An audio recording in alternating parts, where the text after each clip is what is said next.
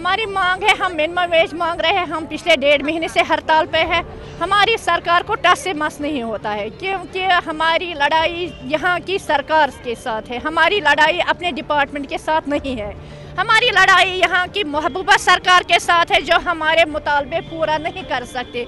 मुझे अफसोस इस बात का है कि हमारी महबूबा जी एक औरत है। हमारी लड़ाई महबूबा सरकार के साथ है।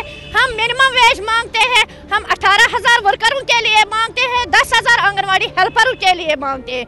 आपको पता है कि केजरीवाल ने चढ़ाया हाल ही में 7,000 रुपये अपने स्टेट में, और गुजरात में चढ़ाया 4,500 रुपये, पांडिचेरी में चढ़ाया 7,000 रुपये, पांडिचेरी में देते हैं 13,141 रुपये आंगनवाड़ी वर्करों को देती है। यह वही स्टेट हमारी स्टेट है जो वरिष्ठ स्टेट है, जो हमारी आंगनवाड़ी वर्करों को मसला हल नहीं करते हैं कि हम अपना हक मांगते हैं, हम भीख मांगने वालों से नहीं है। पहले तो मैं ये पूछना चाहती हूँ, अगर हम मुलाजिम नहीं है तो रिटायरमेंट कैसे होगी?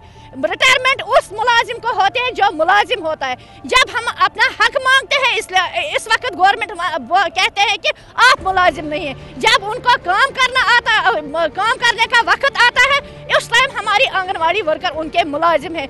इसलिए हमारा हड़ताल तब तक जारी रहेगा जब तक हमारा मसला हल नहीं हो।